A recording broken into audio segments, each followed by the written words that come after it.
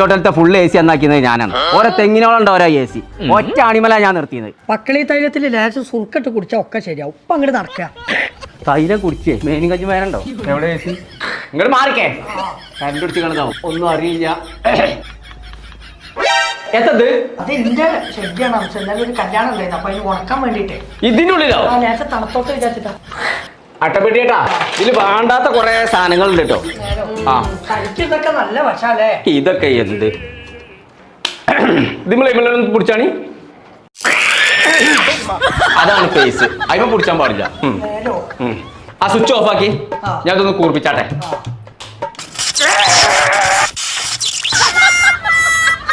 എന്താ